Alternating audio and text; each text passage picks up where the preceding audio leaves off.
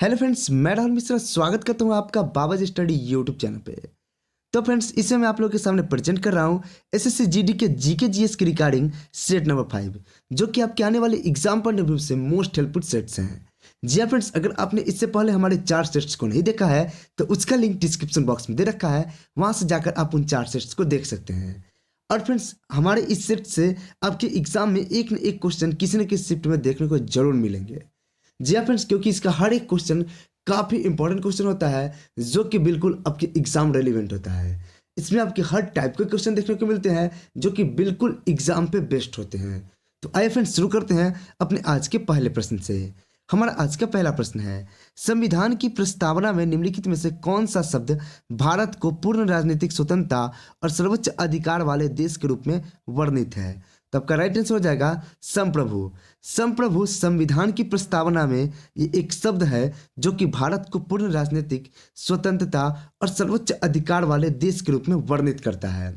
संप्रभु शब्द का अर्थ है भारत का अपना स्वतंत्र अधिकार है और यह किसी अन्य बाहरी शक्ति का प्रभुत्व नहीं है। यह एक देश के रूप में भारत को पूर्ण राजनीतिक स्वतंत्रता का प्रतीक देता है। अब इसमें ऑप्शन में अगला शब्द है लोकतांत्रिक। तो लोकतांत्रिक शब्द का क्या अर्थ होता है? तो लोकतांत्रिक शब्द का अर्थ है भारत के संविधान में संविधान का एक स्थापित रूप से है जो चुनाव में व्यक्त लोगों की इच्छा से अपने अधिकार प्राप्त करना है। यानी कि जो लोग वोट देते हैं उन्हीं के इच्छा के अनुसार कोई भी पदाधिकारी नियुक्त किए जाते हैं। अगला टर्म है आपका समाजवादी। समाजवादी शब्द का अर्थ है कि समाजवादी की उपलब्धि प्राप्त करना, यानी कि भारत एक मिश्रित अर्थव्यवस्था में विश्वास करता है जहां निजी और सार्वजनिक दोनों क्षेत्र साथ साथ जुड़कर काम करते हैं। अगला शब्द है आपका धर्मनिरपेक्ष। तो आपको धर्मनिरपेक्ष के बारे में पता ही होगा। धर्मनिरपेक्ष शब्द का अर्थ है कि भारत में सभी धर्मों को राज्य से समान सुरक्षा और समान समर्थन मिलता है। और इस धर्मनिरपेक्ष शब्द को भारत के संविधान के 42वें संविधान संशोधन जो कि 1976 में हुआ था उसमें ऐड किया गया था। तो फ्रेंड्स, ये थे क्वेश्चन नंबर 1 और उसकी रिगार्डिंग इंपॉर्टेंट फैक्ट्स। तो फ्रेंड्स, मैं उम्मीद करता हूँ कि आपको हमारा सेशन पसंद आता होगा। यदि सेशन पसंद आए तो वीडियो को लाइक, चैनल को सब्सक्राइब और वीडियो को एक शेयर जरूर कर दीजिएगा। हमारा क्वेश्चन नंबर 2 है, बिलियर्ड्स विश्व चैंपियनशिप 2022 के विजेता कौन है? तो बिलियर्ड्स विश्व चैंपियनशिप 2022 के विजेता पंकज आडवाणी है। हाँ फ्रेंड्स, आपको विजेता और उपविजेता दोनों का नाम ध्यान में रखना है। तो बिलियर्ड्स चैंपियनशिप 2022 के विजेता कौन है? पंकज आडवाणी। और उप विजेता है सौरभ कोठारी। सौरभ कोठारी बिलियर्ड्स विश्व चैंपियनशिप 2022 के उप विजेता है। तो आपको दोनों का नाम ध्यान में रखना है। आपसे अब क्वेश्चन में पूछने का ट्रेंड चला है कि उप विजेता का नाम पूछता है, क्योंकि विजेता का नाम तो सब रट लेते हैं लेकिन उप विजेता के बारे में सबको जानकारी नहीं होती है। इस कारण अब एसएससी अपने क्वेश्चन के पैटर्न में चेंज कर चुका है। अब वह उप विजेता का नाम भी पूछने लगा है। तो फ्रेंड्स, आप उप विजेता का नाम भी ध्यान में रखिएगा। अगला क्वेश्चन नंबर 3 है, निम्नलिखित में से किसने स्वतंत्र अवध वंश की नींव रखी थी? तो स्वतंत्र अवध वंश की जो नींव थी वह सआदत खान ने रखी थी। आपको बता दूं कि सन 1724 में सआदत खान बुरहान उल मुल्क ने फैजाबाद और लखनऊ में अपनी राजधानी के साथ मुगलों से अपनी स्वतंत्रता की घोषणा करके स्वतंत्र अवध की नींव रखी थी। अगला क्वेश्चन नंबर 4 है, निम्नलिखित में से कौन सी थार रेगिस्तान की सबसे लंबी नदी है? तो थार रेगिस्तान की सबसे लंबी नदी लूनी नदी है। आपका राइट आंसर ऑप्शन नंबर 4 हो जाएगा। लूनी नदी अजमेर के पास अरावली श्रृंखला की पुष्कर घाटी से निकलती है और थार मरुस्थल के दक्षिण पूर्वी हिस्से से गुजरती है। आपको बता दें कि वहां से यह 495 किलोमीटर की दूरी तय करने के बाद गुजरात में कच्छ के रण में दलदली भूमि में समाप्त हो जाती है। तो लूनी नदी निकलती कहाँ से है? तो अजमेर के अरावली श्रृंखला से निकलती है। और समाप्त कहाँ पे होती है? तो समाप्त गुजरात के कच्छ के रण के दलदली भूमि में होती है। अगला क्वेश्चन नंबर 5 है, प्रतिवर्ष विश्व खाद्य दिवस कब मनाया जाता है? तो विश्व खाद्य दिवस 16 अक्टूबर को मनाया जाता है। आपका राइट आंसर ऑप्शन नंबर 1 हो जाएगा। क्वेश्चन नंबर 6 है हमारा, कुतुब मीनार की 5वीं मंजिल का निर्माण किसके शासनकाल में हुआ था? तो कुतुब मीनार की जो 5वीं मंजिल थी उसका निर्माण फिरोज शाह तुगलक के शासनकाल में हुआ था। तो आपका right answer option number 3 Firoz Shah Tughlaq हो जाएगा। आपको बता दें कि दिल्ली के पहले मुगल बादशाह कुतुब उद्दीन ऐबक ने 1200 ईस्वी में कुतुब मीनार का निर्माण शुरू किया था, लेकिन वह केवल तहखाने का निर्माण ही पूरा कर सके थे। उनके उत्तराधिकारी इल्तुतमिश ने 3 और मंजिलें जोड़ी। इसके बाद फिरोज शाह तुगलक आए, इन्होंने 5वीं और आखिरी मंजिल का निर्माण किया। कुतुब मीनार को विजय स्तंभ के रूप में भी जाना जाता है और Qutub Minar UNESCO world heritage में भी शामिल है। आप इस बात को भी ध्यान में रखिएगा। और यह दक्षिणी दिल्ली भारत के महरौली क्षेत्र में स्थित है। तो कुतुब मीनार के बारे में जो भी जानकारियाँ थी वो मैं आपको दे पाया हूँ। उम्मीद करता हूँ कि आपको सारी बातें समझ में आती होगी।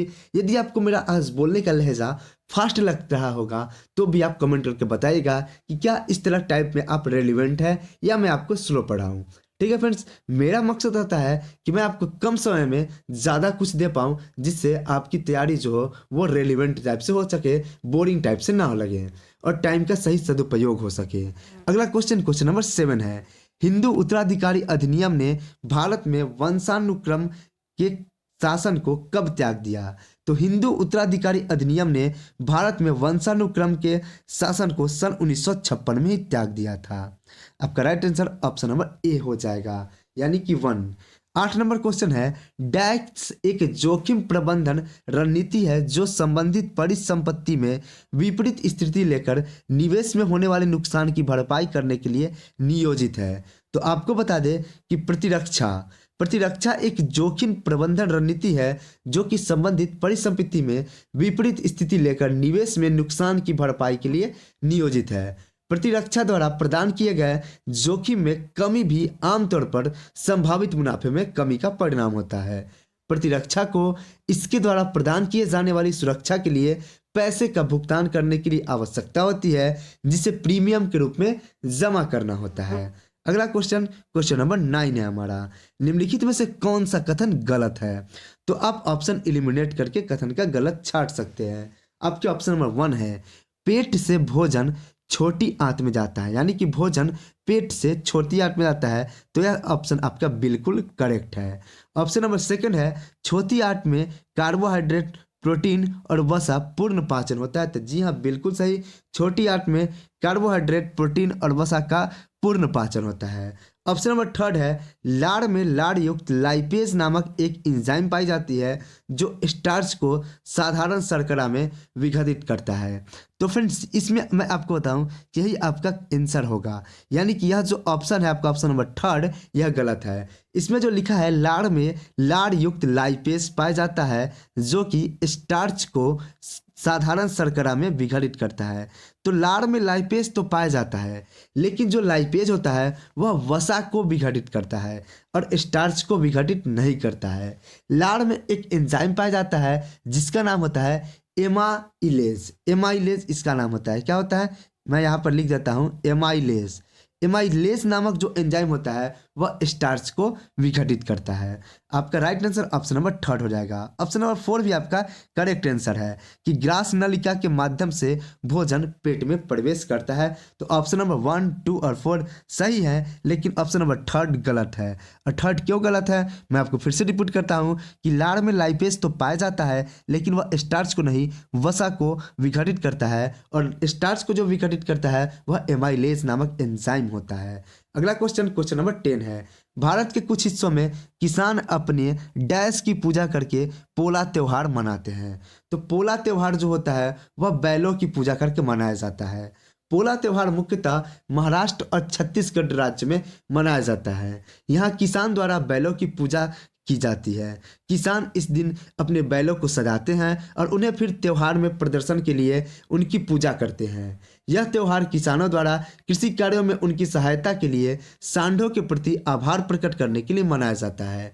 त्योहार के अगले दिन जुताई की गतिविधियां शुरू की जाती है और खेतों में बीज भी बोए जाते हैं। यह महाराष्ट्र का एक बहुत ही अनूठा त्योहार है जहां एक जानवर को इस अवसर पर फोकस किया जाता है। तब का राइट आंसर क्या हो जाएगा, पोला त्योहार बैलों को लिए मनाया जाता है जो कि महाराष्ट्र और छत्तीसगढ़ में मनाया जाता है। क्वेश्चन नंबर 11 है, किस कार निर्माता कंपनी ने भारत की पहली fuel flex engine car launch की है?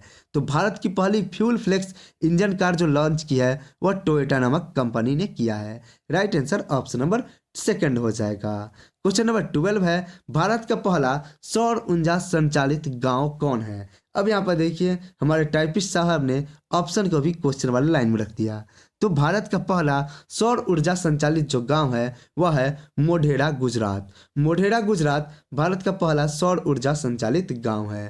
क्वेश्चन नंबर 13 है, उद्घाटन ओलंपिक कांग्रेस का आयोजन वर्ष 1894 में डैश में किया गया था। तो उद्घाटन ओलंपिक कांग्रेस का आयोजन वर्ष 1894 में पेरिस में किया गया था। यानी कि ओलंपिक का जो उद्घाटन हुआ था वर्ष 1894 में कहाँ पे हुआ था, तो वह पेरिस में हुआ था। क्वेश्चन नंबर 14 है, भारतीय व्यापारियों और उद्योगपतियों द्वारा अपने व्यापारिक हितों को संगठित करने के लिए भारतीय औद्योगिक और वाणिज्यिक कांग्रेस का गठन किस वर्ष किया गया था। तो भारतीय औद्योगिक और वाणिज्यिक कांग्रेस का जो गठन है वह सन 1920 में किया गया था। सन 1920 में यह व्यवस्था अपनाई गई थी जिसके तहत भारतीय व्यवसायी यह सुनिश्चित करना चाहते थे कि उनकी मांगों को सुना जाए। इसलिए अपनी व्यावसायिक हितों को सुरक्षा रखने के लिए उन्होंने स्वयं को निम्न दो प्रमुख निकायों में बांट लिया था। और दो प्रमुख निकाय थे 1920 में भारतीय औद्योगिकी और वाणिज्यिकी कांग्रेस और 1927 में federation of the Indian chambers of commerce and industries. इन निकायों का नेतृत्व जो था वह पुरुषोत्तम दास ठाकुर दास और जीडी बिरला जैसे प्रमुख उद्योगपति किया करते थे। तो आपका right answer option number C हो जाएगा, यानी कि ऑप्शन नंबर 3 हो जाएगा। क्वेश्चन नंबर 15 है, विक्रमशिला गंगा डॉल्फिन वन्यजीव अभ्यारण्य निम्न में से किस राज्य में स्थित है। तो विक्रमशिला गंगा डॉल्फिन वन्यजीव अभ्यारण्य जो है वह बिहार राज्य में स्थित है। यह बिहार के भागलपुर जिले में सुल्तानगंज से कहलगांव तक गंगा नदी का 60 किलोमीटर लंबा हिस्सा स्थित कर रखा है, यानी कि घेर रखा है। अब मैं आपको कुछ इंपॉर्टेंट वन्यजीव अभ्यारण्य के बारे में बताता हूँ। Number 1, Jim Corbett national park, यह कहाँ है, यह उत्तराखंड में है। रणथंभौर नेशनल पार्क यह कहाँ है, तो यह आपका राजस्थान में है। नेक्स्ट है आपका गिर राष्ट्रीय उद्यान, यह कहाँ है, तो यह आपका गुजरात में है। काजीरंगा राष्ट्रीय उद्यान कहाँ पे है, असम में है। ये कुछ 4 इंपॉर्टेंट जो राष्ट्रीय उद्यान में बोला हूँ उनको रिपीट करके आप सुन लीजिएगा, यह आपके एग्जाम में बार बार पूछे जाते हैं और एसएससी अपने हर एक एग्जाम में इन सबको अक्सर रिपीट करता है। क्वेश्चन नंबर हमारा 16 है, निम्न में से कौन सा रोग हीमोग्लोबिन की कमी से होता है। तो हीमोग्लोबिन की कमी से मलेरिया नहीं होता है, रेबीज बिल्कुल नहीं होता है, हैजा तो हो ही नहीं सकता है। तो बच गया क्या ऑप्शन, ऑप्शन नंबर 2, रक्ताल्पा, जो कि हीमोग्लोबिन की कमी से होने वाला एक रोग है। रक्ताल्पा क्या होता है, तो रक्ताल्पा एक ऐसी स्थिति है जिसमें आपके शरीर के ऊतकों तक पर्याप्त रूप से ऑक्सीजन ले जाने के लिए आपके पास पर्याप्त स्वस्थ लाल रक्त कोशिकाओं की कमी हो जाती है, यानी कि आपके जो सेल होते हैं उसमें आरबीसी की कमी हो जाती है। रक्ताल्पा को कम हीमोग्लोबिन के रूप में भी जाना जाता है, जो कि आपको थका हुआ और कमजोर महसूस करवाता है। तो आपका राइट आंसर रक्ताल्पा हो जाएगा, जो कि हीमोग्लोबिन की कमी के कारण होता है। क्वेश्चन नंबर 17 है, भारतीय राष्ट्रीय कांग्रेस के प्रेजेंट टाइम के अध्यक्ष कौन है। तो भारतीय राष्ट्रीय कांग्रेस के प्रेजेंट टाइम के जो अध्यक्ष हैं वह मल्लिकार्जुन खड़गे हैं। क्वेश्चन नंबर 18 है, मानव शरीर के निम्नलिखित में से किस भाग में रसवेदी संग्राहक होते हैं। तो रसवेदी जो संग्राहक होते हैं वे अक्सर जीभ पर पाए जाते हैं। ये जीभ पर मौजूद होते हैं और स्वाद कलिकाओं में समान रूप से फैले होते हैं।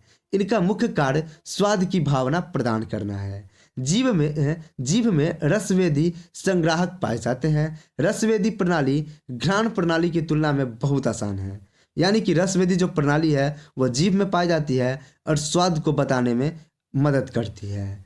अगला क्वेश्चन, क्वेश्चन नंबर हमारा 19 है, भारत के संविधान का अनुच्छेद 76 किससे संबंधित है। तो भारत के संविधान का जो अनुच्छेद 76 है यह जो है संबंधित है आपके महान्यायवादी से। आपको बता दें कि भारतीय संविधान का अनुच्छेद 76 इसके भाग 5 के तहत भारत के महान्यायवादी से संबंधित है। भारत के अनुच्छेद 76 में उल्लेख है कि वह भारत के सर्वोच्च कानून अधिकारी है, यानी कि महान्यायवादी जो है भारत का सर्वोच्च कानून अधिकारी है। भारत सरकार के मुख्य कानूनी सलाहकार के रूप में वह सभी कानून मामलों पर केंद्र सरकार को सलाह देता है, यानी कि भारत का महान्यायवादी केंद्र सरकार को डायरेक्ट सलाह देता है। तब का राइट आंसर अनुच्छेद 76 के तहत क्या हो जाएगा, तो महान्यायवादी होगा। क्वेश्चन नंबर 20 है, निम्नलिखित में से कौन मंगलुरु में एक मंदिर है जो कि भगवान शिव के एक अवतार को समर्पित है? तो मंगलुरु कहाँ पर है? यह बेंगलोर कर्नाटक में स्थित है। तो आपको बता दें कि मंगलुरु में जो मंदिर है उसका नाम है कादरी मंजुनाथ मंदिर। कादरी मंजुनाथ मंदिर भारत के कर्नाटक राज्य में मंगलोर में एक ऐतिहासिक मंदिर है जो भगवान शिव को समर्पित है। कादरी मंजुनाथेश्वर मंदिर प्राचीन ऐतिहासिक मंदिरों में से एक है जो कि लगभग 1068 ईसा पूर्व का समय रखता है। मंजुनाथ मंदिर कादरी विजयनगर शैली की संरचना से संबंधित है, इस कारण इसका नाम कादरी मंजुनाथ मंदिर पड़ गया। तो फ्रेंड्स ये थे आज के 20 इंपॉर्टेंट क्वेश्चन जो कि मैं उम्मीद करता हूँ कि आपको अच्छे से समझ में आए होंगे और यह क्वेश्चन कितना भयानक है इसको भी आप समझ पाए होंगे। यह क्वेश्चन बिल्कुल आपके एग्जाम के लेवल का है। अगर आप प्रतिदिन मेरे सेशन को देखा करते हैं तो आप आराम से जीके को बढ़िया से पार पा पाओगे। और इसके अलावा मैंने आपको बता रखा है कि प्रतिदिन आपको लूसेंट का 4 से 5 पेज डेली पढ़ना है, जिससे आपको लूसेंट पढ़ने की आदत लग जाए और कुछ मोटी मोटी फैक्ट आपको दिमाग में आती जाए। और बची हुई बातें मैं आपको तो यहाँ से कराऊंगा ही। यहाँ से मैं आपको जो भी कराऊंगा वो मोस्ट इंपॉर्टेंट रहेंगे, डायरेक्ट एग्जाम में पूछे जाने की पॉसिबिलिटी रहेगी। तो फ्रेंड्स उम्मीद करता हूँ कि हमारा सेशन आपको पसंद आता होगा। यदि सेशन पसंद आए तो वीडियो को लाइक, चैनल को सब्सक्राइब और वीडियो को एक शेयर जरूर कर दीजिएगा। तो मिलते हैं अपने नेक्स्ट सेशन में, तब तक के लिए जय हिंद, जय भारत, वंदे मातरम।